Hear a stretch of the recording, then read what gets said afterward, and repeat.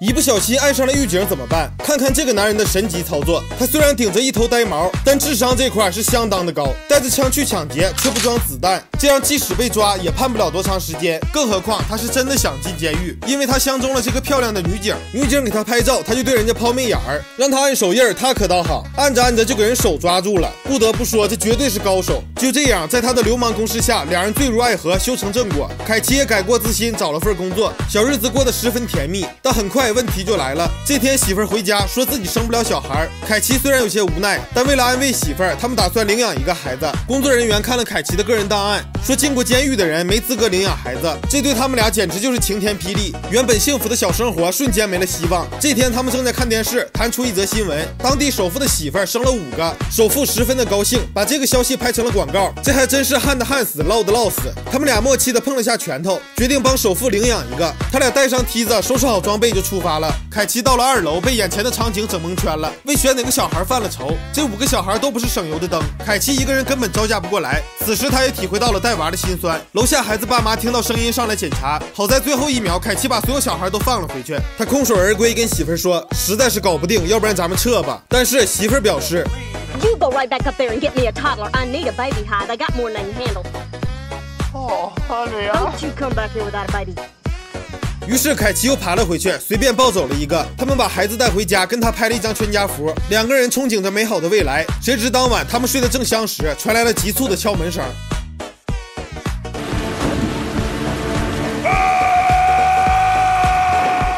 这2个老爷们儿不知道用了多少年，在监狱里挖了一条隧道，最后以肖申克的方式成功越狱。他们在加油站的卫生间随便做了个造型，完事又抢了一辆车去找他们的好兄弟凯奇。而凯奇刚跟媳妇儿把抱来的孩子哄睡着，就在这时传来了一阵急促的敲门声。凯奇还纳闷呢，这一路也没人跟踪啊，于是拿着枪就去开门，没想到会是他在监狱的2个狱友。媳妇儿在旁边看傻眼了，这哥俩可是越狱囚犯呐，你们在里面关系再好，但是要赖在我们家是不可能的。这对囚犯看出了他有些紧张，他们料想这孩子身世蹊跷，只是并未明说。当天夜里，凯奇做了一个梦，一个长相凶猛的老爷们儿背着双枪，夹着一排手雷，所到之处尘土飞扬，摩托车直接开进了首富的院子，顺着梯子就干进了家里。凯奇被惊醒，第2天朋友来拜访，顺便还带了他们的4个熊孩子，这真是我见过最淘气的小孩了。他们把家里弄得乱七八糟，凯奇满脸无奈。吃饭的时候更像是一场审判，朋友在旁边煽风点火，给孩子买医保了吗？对呀，老公，医保买了吗？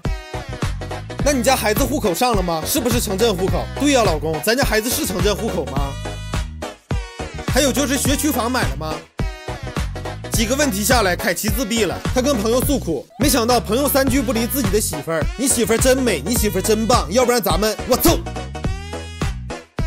当晚，郁闷的凯奇需要找个方式发泄一下，于是就把车停在了之前光顾的超市。他准备重操旧业，进门就抢了一包尿不湿。店员一看，顺手就报了警。车里的媳妇儿一看就急了，就这还跟我保证金盆洗手呢。That son of a bitch. You son of a bitch! Better hurry it up. I'm in Dutch with the wife. You son of a bitch! 开着车就走了，留下凯奇一个人。这时警察来了，凯奇只能跑路。凯奇抢了一包尿不湿，为了躲掉警车，他翻进了一个院子，里面嗷的一声冲出了一只老黑，幸亏狗链子短了半米，要不然凯奇就被一顿掏。他钻进房子，警察在后面紧追不舍，好在他媳妇儿不忍心，回来给他接上了。第2天，之前的狱友趁媳妇儿出门，把凯奇绑了起来，还把孩子给抱走了。原来丢了孩子的首富发了一条巨额悬赏令，谁只要找到儿子，就给0.025个 W。但这兄弟俩不知道的是，还有一个人盯上了这个孩子，没错，就是凯奇那天晚上梦见的老爷们儿山哥。他是个赏金猎人，为了巨额赏金，他一路追到了凯奇家里，但这里早就没人了。另一边，兄弟俩打劫了一家银行，工作人员趁他们没注意，把一个颜料炸弹放进了装钱的麻袋里，结果走的时候把孩子落在了外面。就在他们准备要掉头时，砰的一声，颜料崩得摇哪儿都是，前面的视线被挡住了，那爪子在玻璃上一顿划拉。看到凯奇，刹车直接踩死。凯奇夫妇上来拉开车门，发现孩子没了。此时小孩被山哥捡走，安在了车头上，迎面撞见凯奇夫妇，大战一触即发。山哥对着挡风玻璃砰的一枪干出一个大窟窿，